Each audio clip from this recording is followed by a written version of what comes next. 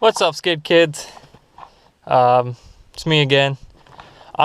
Today we're explaining the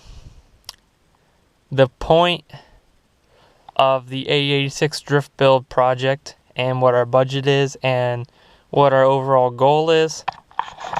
And we'll just kind of explain some things. I just want to explain some things about the 86 and how it's different than other drift cars. This isn't a 240 where you can just weld the diff and get coils and call it a day. It's a slightly different car. It's the same basic concept where suspension, differential, and your seating position is the three most important things, but it's also a lot lower powered car, even than a KA 240. This car makes 112 horsepower, but by the time it gets to the wheels, it's probably about 80 to 85. So that means there's a lot of other factors that need to come into play for this car to be able to get pretty damn sideways.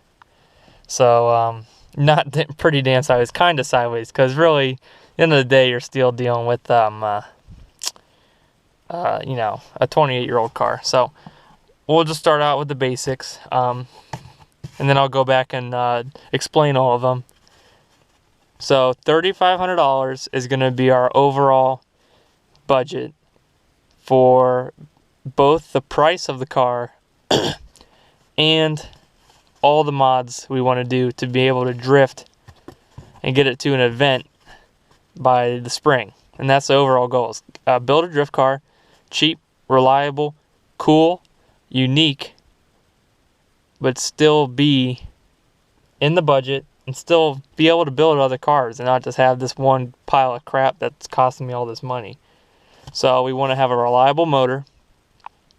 We're going to have to do lots of weight reduction because this car doesn't make much power, so you gotta cut corners in other places. You can't just throw a turbo on these motors. You gotta do a different differential. This is a factory LSD car, but that LSD is only a one-way, and it's also 28 years old.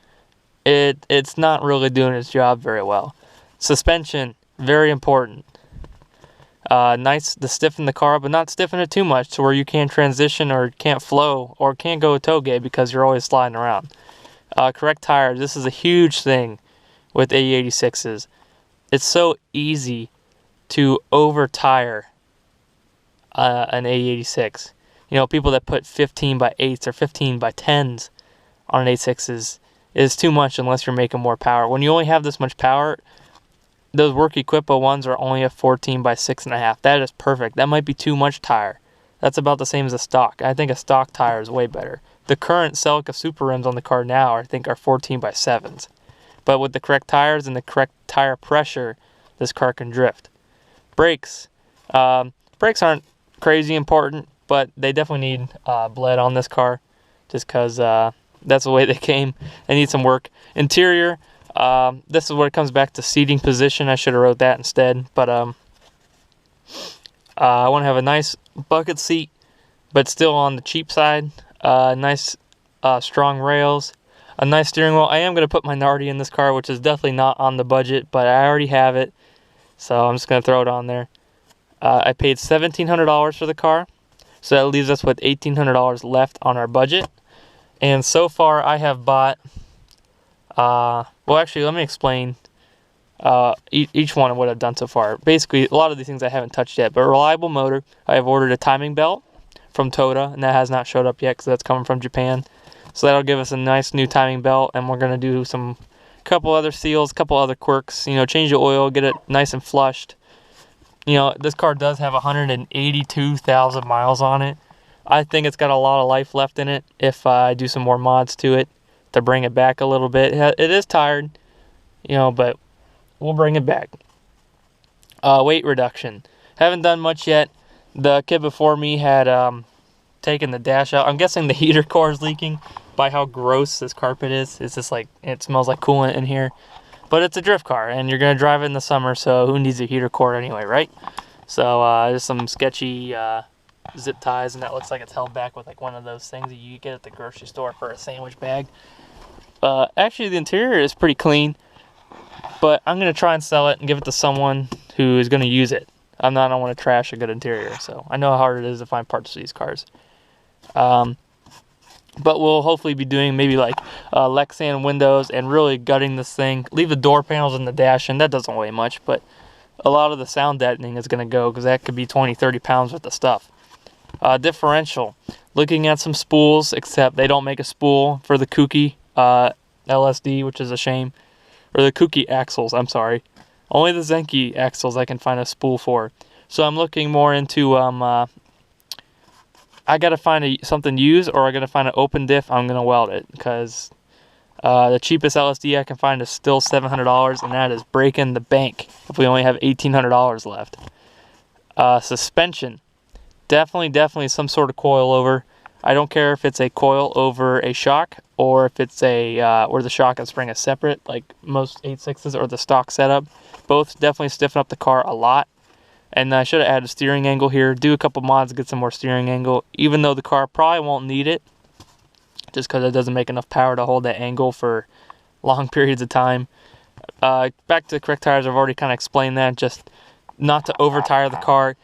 Get some nice tiny tires on the back and overinflate them to maybe like 40 psi. Get them nice and stiff and rock hard, and then that definitely helped to slide it. Brakes, already gone over that. Interior, nice, racing seat, all that stuff.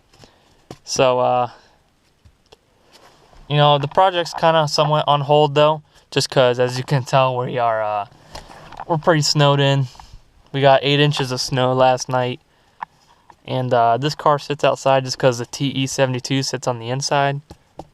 And it kind of ruins the fun out of it when you're freezing your fingers off. So I'm just going to try and wait until I can get it in the garage and start tearing it apart. I will be showing how to do a little bit of rust repair. I'm not really sure how much, because I'm not sure if I want to. I know I want to. I want to make all the structural stuff okay. But the fenders and stuff, that's only going to cost more money, so I might leave it for now and then come back to it later.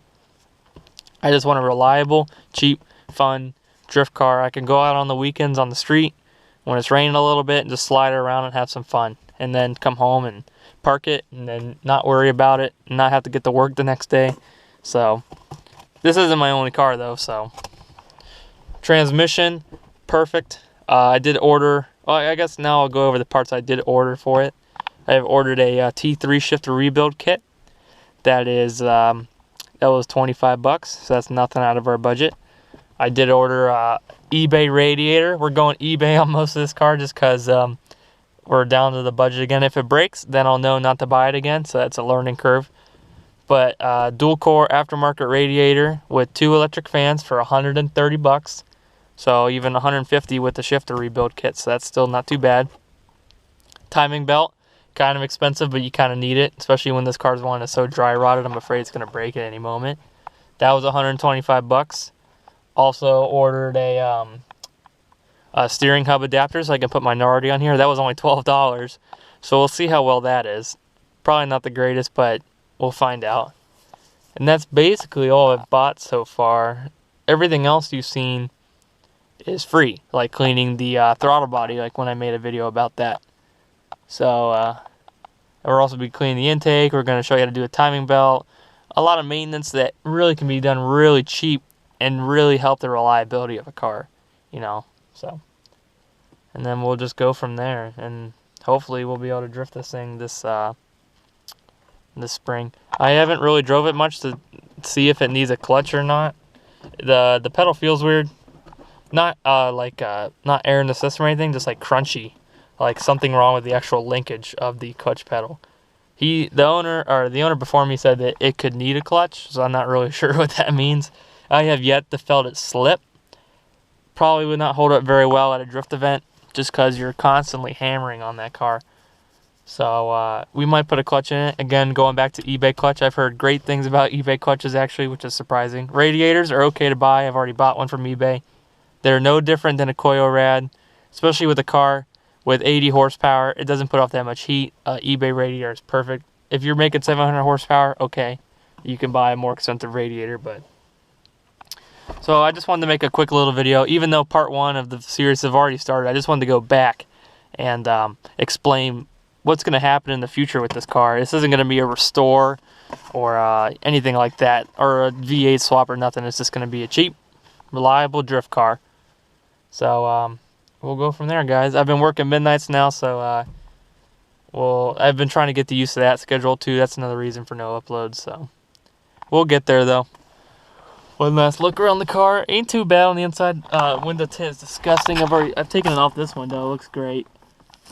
It's got some speakers and stuff back there. So, and if any of you guys have an 86 and you want any kind of piece of interior, don't be afraid to message me or leave a comment, and I'd be glad to hook you up. Give you a pretty good deal on it, since it would. And anything I sell off the car is going to go back into my budget. So it's not going to go into my bank account. It's going to go back into the car's budget. So I can spend either more money on it or buy more parts because I'll have more money back. So that's it. Sorry for the snow, but it's just how the world revolves when you live in Ohio. So it's good kids here. We'll get back to it when we get to episode 2. Thanks for watching.